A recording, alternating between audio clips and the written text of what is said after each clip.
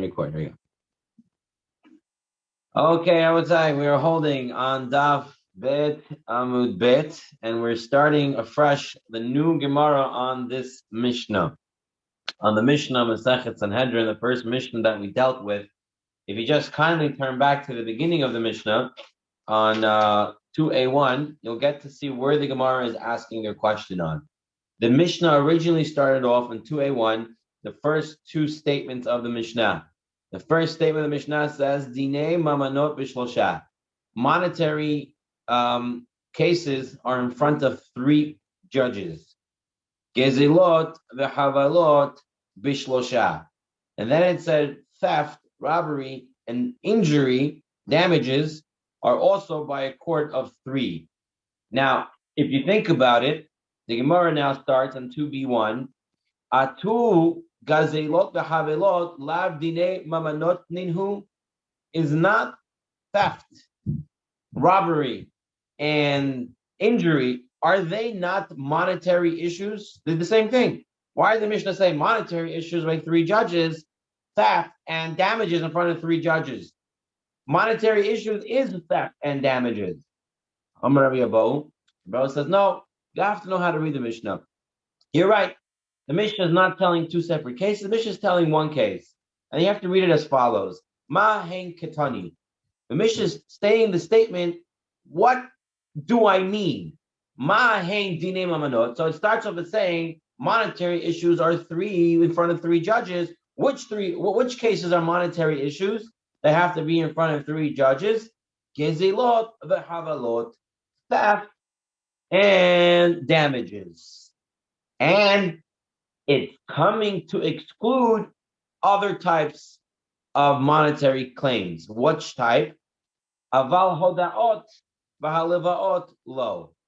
So when the Mishnah says theft and damages, it's theft and damages. That's the case that needs three judges when you're going to a court with three judges. Different monetary claims do not need three judges. What other monetary claims? Admissions and loans. Okay, what's this? So simple example. Ruvain borrowed money from Shimon. Okay? Ruvain married money from Shimon. Ruvain then tells in front of people, some people were there, and he said, oh, Shimon was so nice, he gave me $100, $1,000, whatever you want. Then it comes time to pay, and Ruvain says, no, Shimon never gave me money. So two people can come and say, no, Ruvain in front of us told us that Shimon did give him money. This is a case of admission.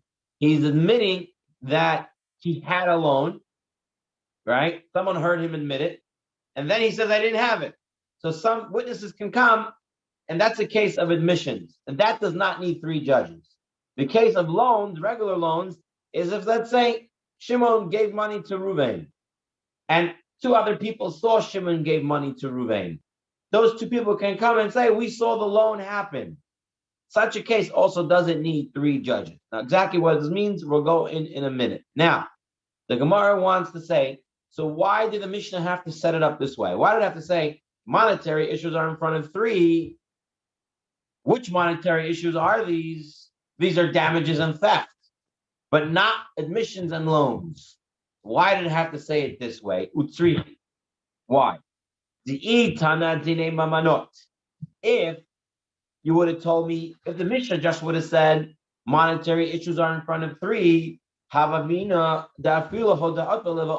would assume also admissions and loan cases are also included in monetary cases.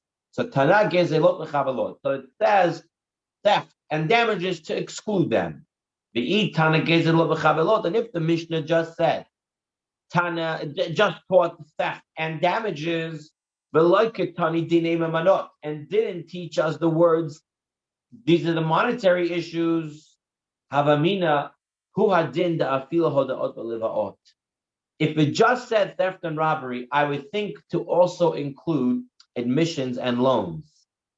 And the hadikatani gezelot v'chavalot, and the reason why the Mishnah chose theft and damages, mishum di'ikar gimel diktivi. Because the whole idea of that you need three judges It comes from the psukim in the Torah that deal with theft. So I would say the Mishnah says theft and damages because that's where it talks about you need three judges. But it really means all cases, including loans and admissions. Now, how do we know that you need three judges comes from the cases of theft? Gizelot, because it says v'nikrav balabayit el ha'elohim. So this is the Torah says. So Ruvain gives a expensive tablet, let's say, okay, the newest iPad. He gives it to Shimon to watch. Shimon's a free watchman. He gives it to Shimon, and Shimon says after he comes to pick it up, he says, "I don't have it." Okay, so he has to go and make a swear. It says there he has to go El Ha Elohim. He has to go to Elohim. Elohim there means a judge. So those psukim have 3 times it says the word Elohim, and that's where you learn the source that you need 3 judges. So it says it by the case of theft. So if the Mishnah just would have said theft and damages, I would say it says theft and damages because that's where you learn that you need 3 judges. But it also means loans and admissions of loans. Chavelot. Now, where do you see by chavelot, by damages, that it also you need 3 judges? The Gemara says there's no difference between damages and theft. Mali chaval b'gufo, mali chaval b'mamano.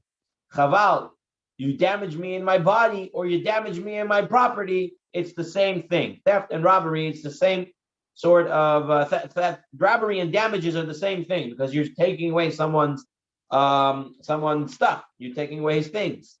So Tana ma hein dinei memanot. That's why the Mishnah had to say, what are these dinei mamanot? What are these cases of monetary issues? Gezilot v'chavelot. They're cases of theft and damages. Ava hodaot v'alevaot lo. But not cases of loans and admissions. So up until this point, just to review outside. To sum it up.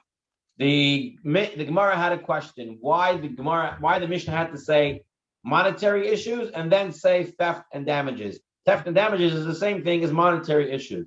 So the Gemara answers, no, it had to say both. Because if it just would have said monetary issues, I would think it includes loans and admissions, but it does not. That's why it says theft and damages to exclude loans and admissions. Now, if it would have just said theft and damages, I would have also thought loan and admissions, and I would assume the reason why it said theft and damages because that's where we learned that you need 3 judges. So therefore, needs to say theft and damages and needs to say monetary issues to tell us to exclude the case of loans and loan admissions.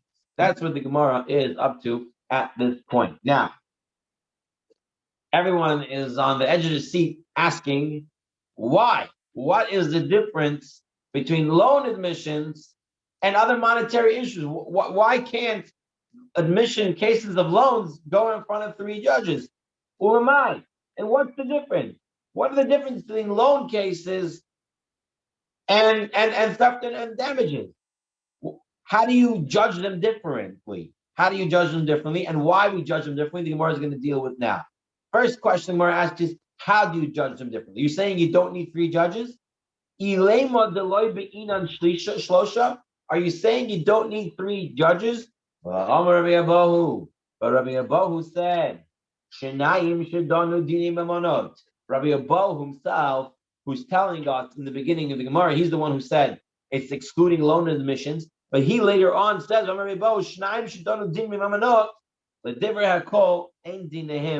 if you have a judge, 2 judges judge a case, Rabbi Abahu said it's not considered a divrei hakol ein dinehim din. It's not considered a judgment. You don't have to listen to it. If 2 judges judge a case, you don't have to listen to it. It's not considered a judgment. And it's talking about every case, including loans and loan admissions. So the divrei hakol ein dinehim din. So what's the difference? So you need 3. You need 3 for loans as well. So how is he saying you're coming to exclude loans and admissions? The difference is when it comes to theft and robbery and damage, theft and damages, you need mumhin. Mumhin literally means expert judges. They're mumches. What it means is that they have the traditional smicha, which meant is ordination from Moshe Rabbeinu that passed down throughout the generations. They have that authority to judge. You need that authority to judge cases of theft and damages. But cases of loans, you don't need to have ordained judges. You don't need to have judges who have smicha. You can have regular laymen, regular people, to be judges on the cases of loans. Okay? So far, so good? Mike, you had a question, Malkiel? No. Okay. Now, okay. Next piece of Gemara. My Kisavar. Now, what does the Tana of our Mishnah hold? You're telling me he holds so far that loans and admissions of loans, you need 3 judges, you just don't need 3 expert judges, you don't need 3 ordained judges. But why? Now, Kisavar, does he hold Iksavar, Eruv Parshiot Katuv Kan? Does he hold that there is a mixture of Parsha, mixture of sections of Torah? And then Libai Nami Mumchin, then he also needs experts. And if he holds there's no mixture of the Parsha, then Shloisha Lamali. Okay, that's the words of the Gemara. Let me explain what the Gemara is trying to say. Remember what I told you, that you learned the case of 3 judges. You learned that you need 3 judges from the case of when you have the guard who's guarding something, and then he says, I don't have it anymore, and you think he stole it, and you have to then maybe get him to swear, right? Now, the question is, do we learn that case that he has to swear in front of 3 judges just in the case of watchmen, of guards, of shomers? Or do we say that that case can also be for everything else, including loans? There is, if you take a look at note 15. The word there, you see the Hebrew, Asher Yomar Ki Hu Zeh. On the bottom of note 15, Asher Yomar Ki Hu Zeh. When we find the guard and we say that what he has in his hand, that's what actually belonged to me. So we see he has it. Now he has to swear that it's not the persons that he was watching for. But other rabbis want to say, you know what you learn from here? That if someone is modeh b'miksat, someone who you say owes you $100, but he says, I only owe you $50. We have a law that he has to swear that he never got the other $50. And we learn it from here. We learn it from the case of the watchman when you say he never had it, and then you make him swear that he didn't put his hand to it. The question the Gemara is saying, if you hold that you learn about partial admissions that they need to swear, and you learn it from this case of the guard, then you should have a complete learning. Meaning, just like by the watchman, for sure you need 3 judges, as it says in the Torah, you need 3 judges when he swears. So then when it comes to loans, because you're saying compare it to loans, if it's partial admission, he needs to swear because you're learning it from here, then he should have 3 ordained judges. And if you're saying don't compare it, then why do you need 3? Okay? So let's back up for a second and work ourselves way back to where the Gemara is right now. The Gemara had a question. You're telling us, Rabbi Abahu,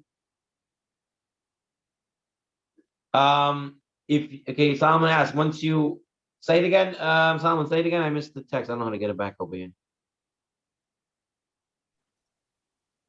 Once you admit that you took some of the money, doesn't mean that you automatically admit that you took all the money. Right. So therefore, you're going to have to swear that you didn't, because we're going to assume that you did get all the money.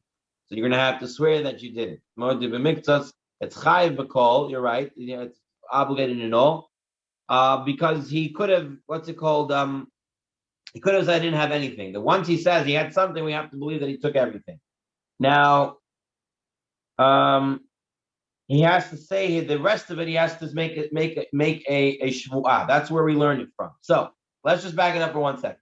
The Gemara wanted to say a Rebbe came and said right in the beginning. He said when the Mishnah said gezilot v'chavilot, it's to tell us theft and damages, not admissions and loans. They're not the same thing. You don't need 3 judges.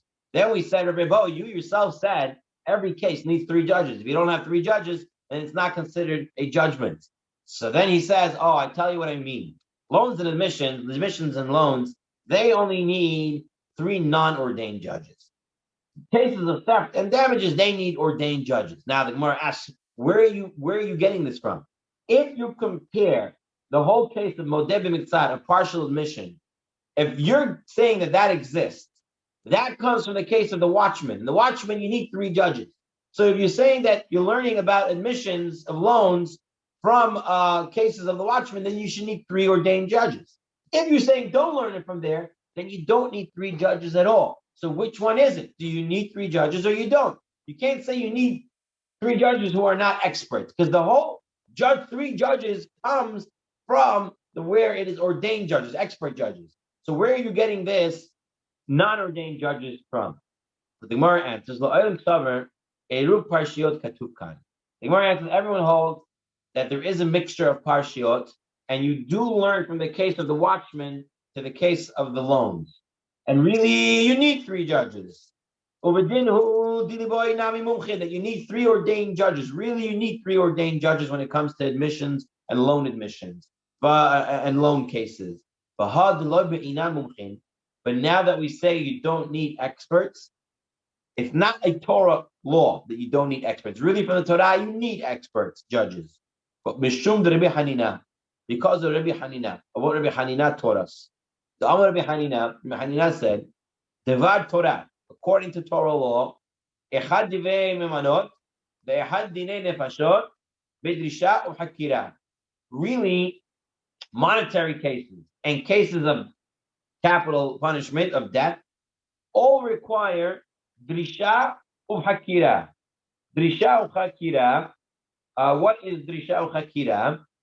So, Drisha is questions to the particular event. You ask the person, when did it happen? How did it happen? What day it happened? And questions refer time and place. So the questions. So Drisha is about the case. How much money did he give? How many $5 bills? How many $10 bills? That's Drisha. Or Hakira is a question about the date, time, and place. So really, you need to ask all these investigative questions when you have either case, the capital punishment or money. And returning on to 3A1, Shnemar, as it says, Mishpat Ehad Yeh Lachem. It says in Pasuk, you should have one law for both. You look in note 1. Note 1 on 3A1 says, Umakeh behima yishalmena, umakeh adam yumat. The pasuk right before Mishpat Echad Yelachem, you should have one law for both. Talks about Makeh behima yishalmena. If it hurts an animal, you shall pay. Talks about payment. Umakeh adam yumat. And if it hits a man, it has to be killed. Talking about an animal there. And you see, then it says Mishpat Echad Yelachem. So for killing and for payment, it's one law that really you need to ask all the questions. And to ask all those questions, you need ordained judges. Now, why did we say by monetary issues like loans and admissions of loans that you don't need dirisha v'chakira, that you don't need investigative questions? Kidei shelo tin'ol delit b'pnei lov'in, in order not to close the door in front of borrowers. What does this mean? If you think about it, it means as follows. It means that if the person giving the loan is going to have a hard time to get his money back, he is not going to want to give out loans. This is what's going to happen. Reuven is going to give out money to Shimon. Shimon then is going to say, I don't remember, I don't know. So Shimon then is taken to court, and they're going to ask Reuben, the one who gave the loan, they're going to ask him and the witnesses who saw, what day was it on, exactly how many dollar bills, exactly how much of each money. It's a lot of questions. Most people give a loan, they're not paying attention to all those details. And what's going to happen, since he can't answer all those investigative questions correctly, he's not going to be able to get his money. And then, if he's not able to get his money, he's not going to give out any more loans. If he's not going to give out any more loans, there'll be a decline in the economy because people won't be able to borrow, people won't be able to do stuff, and there'll be a decline in the economy. And as such, we don't want the economy to go down. So therefore, the rabbis said we're going to get rid of the investigative questions when it comes to loans. And if you don't have investigative questions, you don't need ordained judges. So really, from the Torah, you do need ordained judges when it comes to loans. But since it might destroy the economy and you won't be able to collect, therefore we don't need ordained judges. And you can ask, we're going to see the Shulchan Aruch actually says basically two witnesses will come and say, oh, in last year, you just say last year he gave $1,000 to this guy. That's enough for the court to go with, and this other guy now has to pay. They don't have to say what day it was on. They don't have to say exactly how much dollar bills, which one of each. As long as they can say last year this and this, and then that's enough for them. That's halakha l'maaseh, by the way. Now the question here is, before I'll take your questions, is how could Beit Din do this? How could the rabbis do this all of a sudden? The Torah requires you to ask these investigative questions, and now the rabbis come and take it away. So there is a principle that the special authority that Beit Din gets, which is something called Hefker Beit Din Hefker, which means Beit Din has the ability to take someone's stuff and say it's ownerless, it's Hefker. And that's what authority they're using here, meaning that the money, the Beit Din can make Hefker. As such, doesn't belong to anybody, so they can get rid of this investigative questions. Someone had a question? No. Okay. The Gemara continues. The Gemara wants to say, if that's the story, that you can use non-ordained judges, then if they make a mistake, do they not have to pay? We're going to learn later on that ordained judges, if they make a mistake, they never have to pay for their mistake. So the question is, now that you're giving non-ordained judges to judge, can they also make a mistake and not have to pay? The Gemara says, no. If you're going to let non-ordained judges make mistakes and not pay, then of course you're going to close the door in front of the borrowers, because the borrower, the people loaning it out say these non-ordained judges don't know what they're doing. They're going to mess it up. And if they mess it up, they don't even have to pay. So I have no way of getting my money back. So we're not going to give out the loan. But now these non-ordained judges will have to pay if they make a mistake, and it can be proven that they made a mistake. So the people giving out the loans are a little bit more at ease, knowing that they will be able to collect their money, and as such, they would loan out money. Okay? Now the Gemara says, if this is the way we're explaining the Mishnah now, that for loans and admissions of loans, you need 3 judges, you just need 3 non-ordained judges. So why did Rabbi Abahu set up the Mishnah saying, when it says Dinei Mamanot Shlosha, for monetary issues you need 3. You need 3 judges. Which cases are that? Theft and damages. Why read it that way? The Gemara is now going to ask, why don't you read it this way? Dinei Mamanot Shlosha. Monetary cases you need 3. You need 3 non-ordained judges by loans and admission. That's the first case. And the second case is Gezelo V'Chavilot, theft and damages. And there you require 3 judges who are ordained. So let's see the Gemara inside. If this is the way you're learning it now, the Mishnah is teaching 2 separate cases. Dinei Mamanot Mishlosha Hedyotot. Dinei Mamanot, cases of monetary loans and admissions of loans, are in front of 3 Hedyotot. Hedyot means a regular person. Interesting to note that the word Hedyot actually comes from the Greek word idiot. So I assume the word idiot in English comes from there as well, which pretty much means a non-important person or an ordinary person, does not hold any office. That's the basic meaning of the word hediot, or the Greek word idiotes. As such, dinei mamanot b'shlosha hediotot. So the first case in the Mishnah, when it says dinei mamanot, monetary, it's just talking about cases of loans and admissions of loans that can be done in front of three non-ordained judges. The second case of the Mishnah is when you have thefts and damages that have to be done in front of three expert and ordained judges. The oath. And furthermore, this explanation makes more sense because it says shlosha. It says three times, dinei mamanot b'shlosha. Monetary issues are by three. Gezilot v'chavelot shlosha are by three. If you're saying, like Rabbi Bo wanted to say, that it's talking about one of the same case, then you don't have to say the word three twice. Just say dinei mamanot, monetary issues. Which ones are those? Gezilot v'chavelot, theft and damages, b'shlosha. Why did it say three two times? It's probably because it's two separate cases. So it's cases of loans and admissions that you don't need ordained judges, that you need three non-ordained judges. And you have the case of theft and damages that require three judges who are ordained. Elo Amarava. Rava says, Tarti Kitani. Yes, there are two cases in there. Mishum de Rabbi Hanina. Like we learned from Rabbi Hanina, that because of we don't want to shut the door in front of the people who give out loans. Okay? So far, you have two ways to learn the Mishnah. You have a Rebo's way of learning the Mishnah that it's talking about one case, Gezerot v'chavilot, and both of them are just explaining one another and excluding loan and admissions because loan and admissions do not require three ordained judges. Rava holds, no, the Mishnah is teaching two separate cases. Loan and admissions that are not needing ordained judges, and then theft and damages that do require ordained judges. So no one's arguing the actual law. There's arguing in how to learning the Mishnah.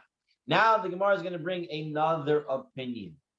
So Rav Acha berei de Rav Ika Amar in 382. Ephraim? Yes, hi, how are you?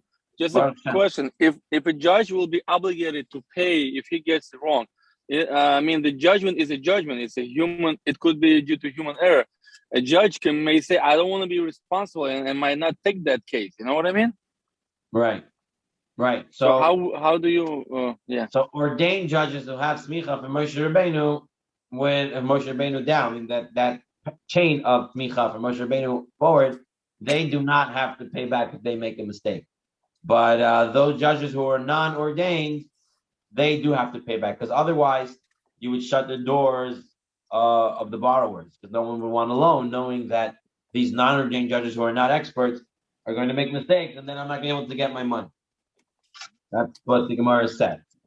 Now we're going to look at a different side of this on 382. Rav Acha berei de Rav Ika Omar. Rav Acha berei de Ika says, Midoraita chad nomi kosher. Really, one judge is also enough. One judge is enough for cases of loans. Shnemar, as it says in the pasuk, b'tzedek tishpot amitecha. In righteousness, you should judge your fellow. And the word tzedek tishpot is written in the singular. It doesn't say, and we shall judge, they shall judge. It says, you shall judge. Tzedek tishpot. It's in the singular, lashon yachid. So it's telling us that one judge is enough. Now, why don't we use three judges? Because we're scared that you might get someone from the street corner. That's what it means. People who sit on the street.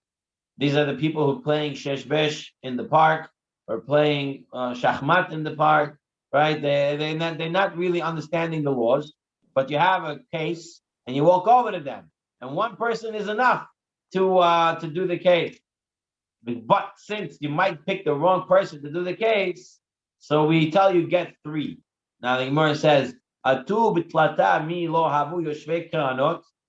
Are you telling me you can't choose three people who are all bums that don't know anything?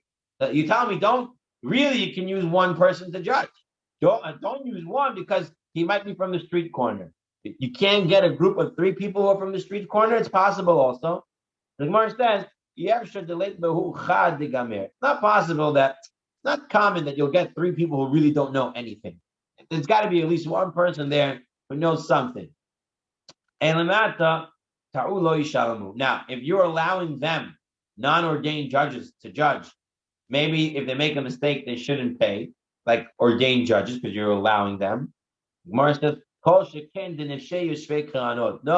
if you're going to say that non-ordained judges don't have to pay, you know who's going to line up to judge cases? All the bums on the street, because they have nothing better to do all day. So they're going to say, put me. I have no issues at all. I'm not going to have to pay if I make a mistake. So since we don't want that, we want someone who knows something to do it, So therefore, we say if you make a mistake, you're going to have to pay for that mistake. Now, the Gemara says, and in the end of the day, we're coming out with the same. Rava said you need 3, and you can use non-ordained judges. Here, Rav Acha bar Ika says you can really use 1, but you should use 3. And both of them say that they make a mistake, they have to pay. So what's the difference between them? So Ma Ika ben Rava, the Rav Acha bar Rav Ika. What's the difference between them? There are 2 ways of learning. Ika benayu the Amar Shmuel. What's between them is what Shmuel said. What does Shmuel say? Shmuel said, Shnayim shedanu dinehen din. Shmuel said if 2 judges judge, their decision is considered a judgment, correct judgment. But it's considered a chutzpah beit din. They shouldn't have done that. They should have done it with 3. But now they did it with 2, it's still okay. So the Rava let play the Shmuel. Rava who said, no, you still really need 3. You just can use non-ordained judges. So Shmuel's word's not going to agree with him. Rava holds you need to have 3. Rav Acha, the Rav Ika, is later Shmuel. Rav Acha, Rav Ika, who held that really all you need is 1 judge, and we say you should use 3, so you shouldn't get the bums on the street. So therefore, according to him, if you had 2 judges to do it, it's okay because really all you need is 1 judge. Okay, this is the first piece, first Gemara for today. I think I explained it enough times already to kind of put it in order. So I'm just going to review now the halachot from the Rambam. Okay, the Rambam in Sefer Shoifetim Hilchot Sanhedrin, he says, what happens if 2 judges judge a case? Can 2 judges judge the case? Says no. If 2 judges judge a case, the judgment is not valid. We don't have to go with their psak. Unless, this is the caveat right here, unless the 2 people in the case agree to have 2 judges. Okay? So if the 2 people are in the case agree to use 2 judges, then the 2-judge case is valid. But if they went to a court and there's just 2 judges and the 2 judges judge, then the decision is not valid. All right? Moving on. A panel of non-ordained laymen, so Shlosha Hedyatot, people who don't have smicha, is a valid court as long as one of them knows something. If none of them are learned, then it's not a qualified beit din. So one of them has to know something. If none of them know anything, not a qualified beit din. Okay, and I see anything else he says over here. Okay. Just going to read to you really quick here from the Shulchan Aruch what the Shulchan Aruch says could be done today. B'zman hazeh. Here, Shulchan Aruch, this is Choshen Mishpat, right? So the Shulchan Aruch is split up into 4 sections. Choshen Mishpat deals with monetary issues. And here he says as follows. B'zman hazeh, today, Danim ha'dayanim, dinei hodaot v'levaot. Today, judges deal with cases of loans and admissions, uktuvot isha, and the payment of ktuvot. A woman has a ketuvah, right? The prenuptial.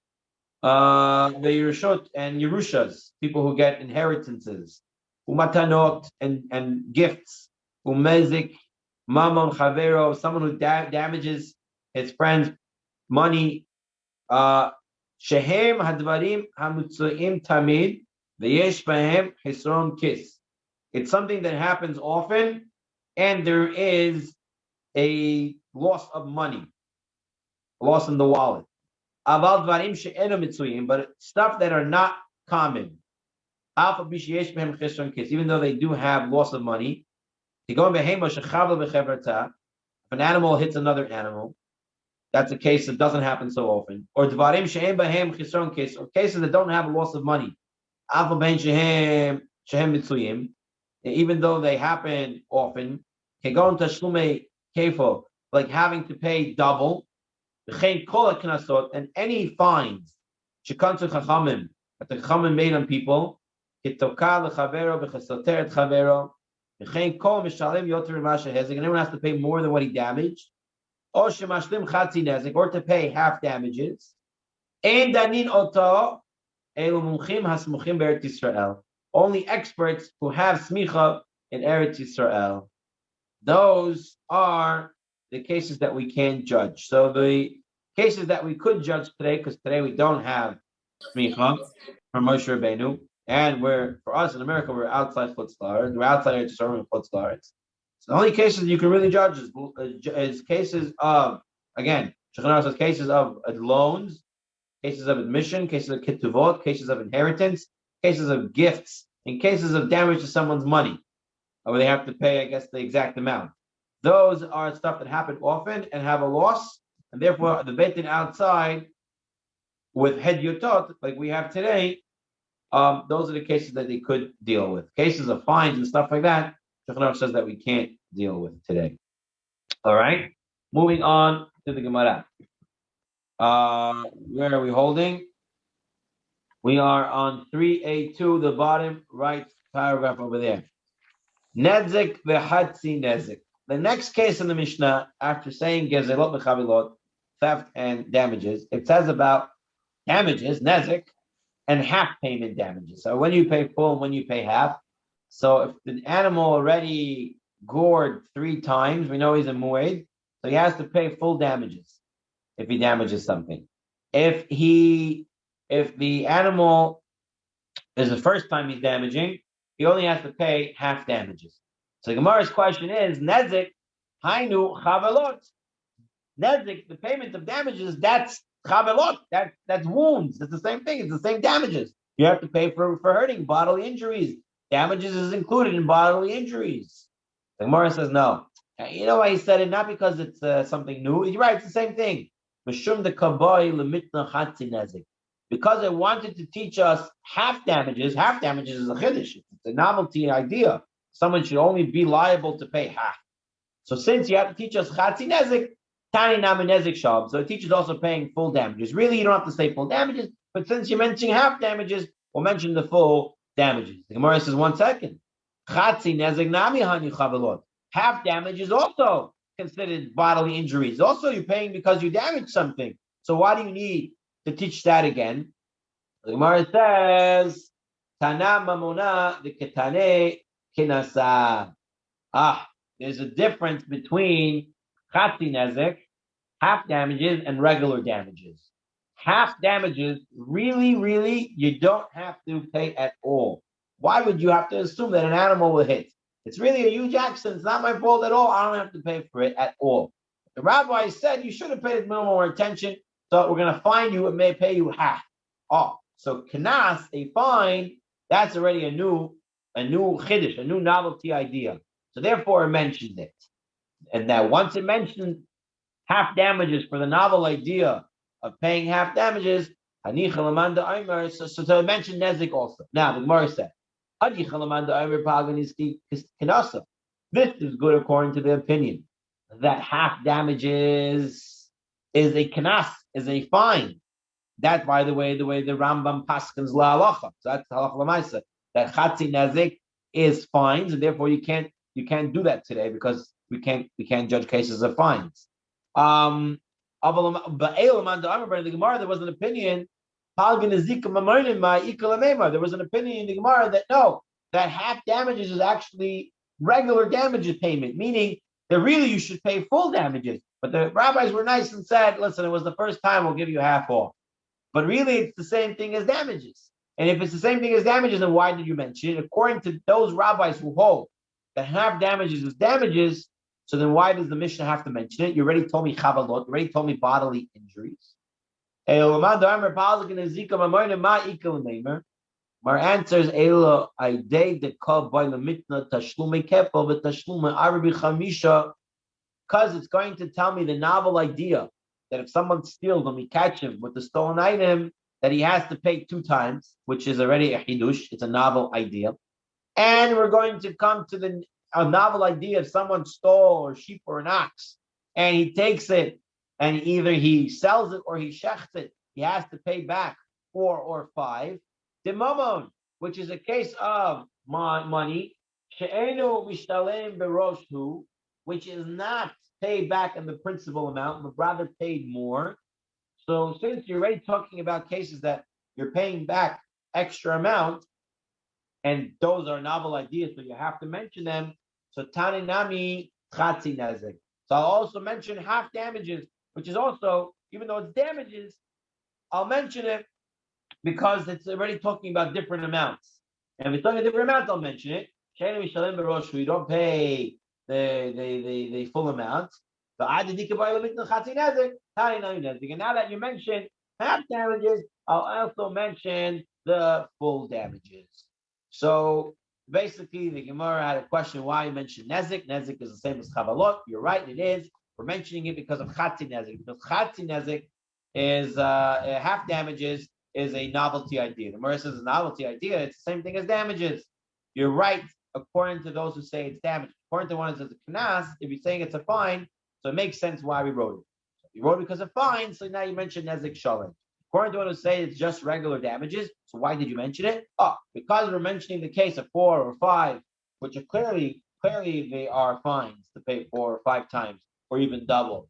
So once we're saying those that you don't pay the same amount, so we'll mention also Chatzi Nezik, which is damages. Really, you should pay the full amount. The rabbis cut it in half, but it's damages. But since you're not paying the full amount, we'll mention that. Once we mention that, we'll also mention the full damages. But really, those did not need to be mentioned because it says already chavalot. Okay, so far so good.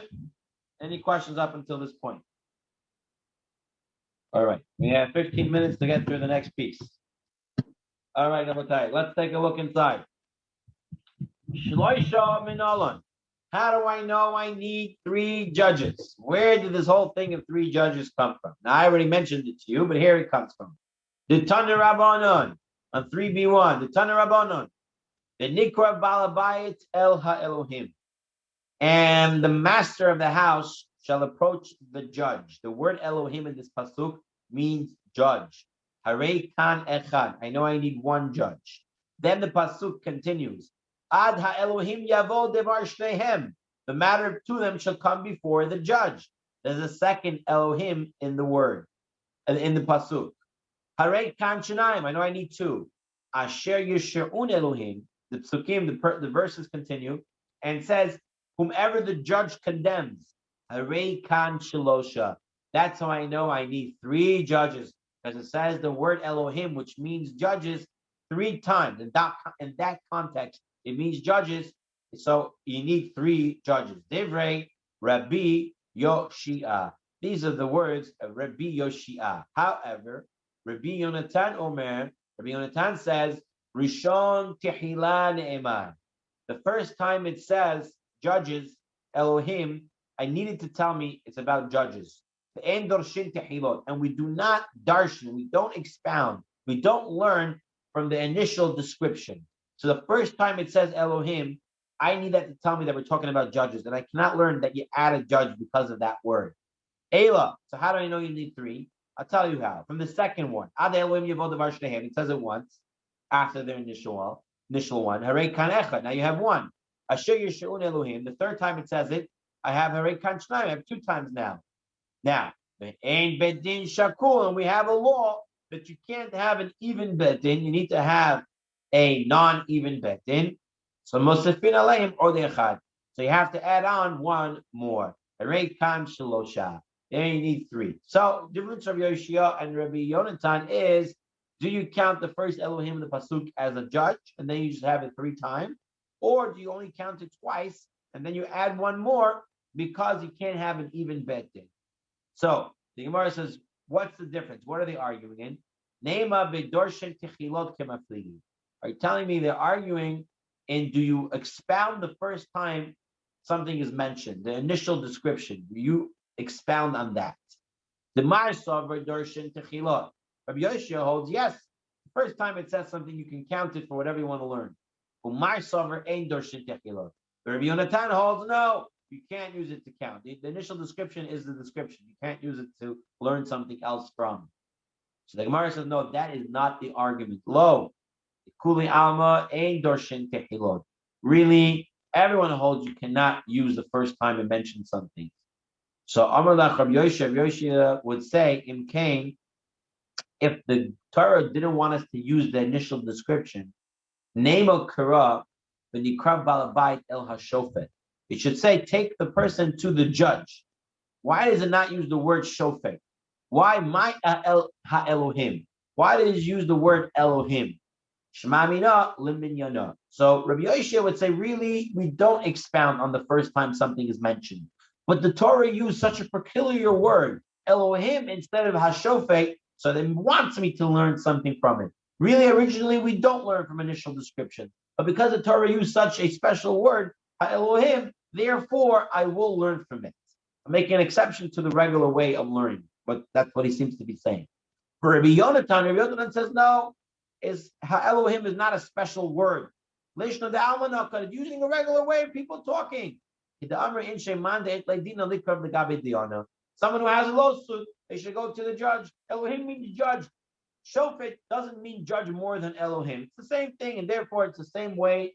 So you cannot learn from the initial description. So Rabbi Yoshia seems to say when it says Elohim in that pasuk, it's like an interesting word to use, and therefore you could use it to learn. And Rabbi Yonatan says, no, it's a common word, and you can't learn from it. Now, the Gemara is going to ask a question, Rabbi Yoshia. Rabbi Yoshia, late beit din noite, but does Rabbi Yoshia not require an uneven court? Does he not also hold that you have to have a court that's not even? Let him learn the Rabbi Yonatan from the two other Elohims, and then he'll know that you have to add another one because you can't have an even bet there. Does Rabbi Yoshia not hold like that? Vahatani, what was taught in the Braita. Rabbi Eliezer ben knows Rabbi Yoshia Aglili Omer. My Talmud Lomer, it says in the Torah, Lintot acharei rabbim lahatot. It says you have to go after the majority. The Torah is teaching us you have to make an unequal beit din. The fact that the Torah says you have to follow a majority, you have to create a beit din that will have a majority, meaning creating an uneven beit din. So Rabbi Yoshia should hold like that. So why is he making a whole thing over here that you have to learn from all three Elohims? Learn the Rabbi Yonatan. Don't use the first one. You also agree usually you don't learn from the initial description, and then learn that you need a third one to add because you need to have an uneven beit din. So why doesn't he do this? Our answer is Savalek Rabbi Yehuda Amr Shivim. The heralds like Rabbi Yehuda. Rabbi Yehuda in the Mishnah said that how many sit in the Sanhedrin? He said 70. 70 is an equal beit din. 35, right? The Tnan Sanhedrin Gedolah Hayatasha Shivim Ve'ehad. And the Mishnah said the big Sanhedrin had 71 judges. Rabbi Yehuda Omer Shivim. Rabbi Yehuda says 70. So you see, Rabbi Yehuda says you could have an equal court. So Rabbi Yoshia, he learns like Rabbi Yehuda that you could have an equal court. Therefore, he has to learn Elohim 3 times to see that you have 3. So the Gemara says, not so fast. Eimar de Shamat le Rabbi Yehuda. Now, I can argue, when did Rabbi Yehuda say a court could be even? He'd say, I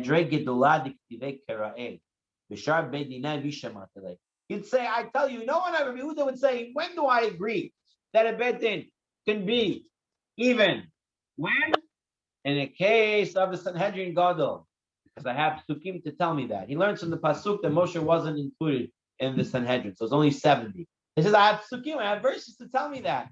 But otherwise, I never said you can have just Sanhedrin Gadol. Every other case, every other beit din I would agree you need to have an uneven number. And Gemara says, I'll prove it to you. And should you argue who doesn't make a difference? He always says you can have even. It's not true. I'll prove it to you. But Tanan, it says the Mishnah said then you make Egla Rufa, you need to have three judges. Divi Rabbi Shimon. Rabbi Huda Omer, Rabbi Huda says Bahamisha. You need 5 judges. Now, Vamrin in my time, Rabbi Huda, and we asked Rabbi Huda, what's his reason? And he said, I'll tell you my reason. The pasuk says V'samechu, and they should lean. Leaning is plural. Plural. It's lashon rabim. V'samechu shenayim. That means at least 2. Then the pasuk says ziknei, the elders. Again, shenayim, 2. 2 plus 2 is 4. So you need at least 4. The ain betin shakul. Rabbi Huda said you cannot have an equal betin. So mospin aleim odehad. So you add one more. Hooray, kan hey. So you need 5. So you see Rabbi Yehuda. So don't tell me Rabbi Yoshia learns like Rabbi Yehuda that you can have an even betin, because Rabbi Yehuda only says about the Sanhedrin Gadol. He has a pasuk for that. He has a verse for that. Everywhere else, even by the Egla Rupa, he says you have 2, and then another one to make it uneven. So the Gemara says the Rabbi Yoshia adifa with Rabbi Yehuda. Rabbi Yoshia is more consistent than that of Rabbi Yehuda. Meaning Rabbi Yoshia goes stronger. He says always you can have an even betin. So either Rabbi Yehuda Sanhedrin Gadol Hudleitle. Rabbi Yehuda holds only by Sanhedrin Gadol. Habishar Dina Eitle, but all the other betins you do need an uneven betin.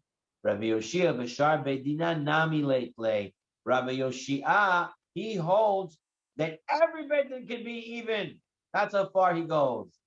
Velahai Lintot Ma Avidla. What does he do with the word lintot, which means you should always go with the majority? So he says, Mokim la b'dinei nefashot. He says that only goes by cases of capital punishment. Although b'dei memanot, lo. But in monetary cases, no. So he says, you know what? I agree that when it comes to capital punishments, you do need an uneven court. When it comes to dinei memanot, a regular even court is okay. The Gemara continues, but that which we learned in the Mishnah. We learned something in the Mishnah. The Mishnah, going to be later on Daf 29, Shnaim omrim zakai ve'echad omer hayav. If 2 judges say he's good, and one says he has to pay, I mean, one says 2 say he's patur, he's not have to pay, one says he has to pay, zakai, so then he's not liable, because you have 2 that says he's not liable. Shnaim omrim hayav ve'echad omer zakai. If 2 say he has to pay, and one says he doesn't, hayav, then he has to pay. Ne'ema delok Rabbi Yoshia. Should we say this does not go according to Rabbi Yoshia? Why not? Rabbi Yoshia says you don't need to go follow a majority. Only type to follow a majority is in capital punishment. So according to Rabbi Yoshia, you shouldn't follow a majority. You need to have a unanimous decision. All 3 judges need to say the same thing. So how can this Mishnah say you follow the majority when Rabbi Yoshia, according to him, you don't follow majority, you don't need an uneven bet, and you don't need to follow the majority. The Gemara says no. Even though he holds you don't need an even bet, I feel it tamer Rabbi Yoshia. Rabbi Yoshia would still say if you do have an uneven bet, then you still follow the majority. Why? He would say it's a kal v'chomer. It's a light to hard argument from dinei nefashot. Ma dinei nefashot. By dinei nefashot, which is a stricter case, the chamire, amar rachmana zil bataruba, and it tells us go after the majority. The dinei mamanot, which in now monetary cases, which is not so strict, like kol shekain, doesn't it make sense that you can follow the majority? So according to this, it comes out that Rabbi Yoshia holds that really a court can be even. He learns that the 3 judges come from the 3 Elohims, but otherwise a court could be even. And even though a court could be even, he still holds that they should follow a majority when they make a psak, when they make a law, because you would go like that in the cases of capital punishment. So it makes sense to go after the majority for sure in cases of which is much lighter, in cases of monetary disputes. Okay, that's pretty much it for today. Any questions? No? It's good? You're gonna have to review it again. Okay, Zat Hashem, the recording will come out. You can listen to it again. It's not hard. It's just following along. Solomon, any questions? All right, no. Okay, I'm gonna shut off the recording.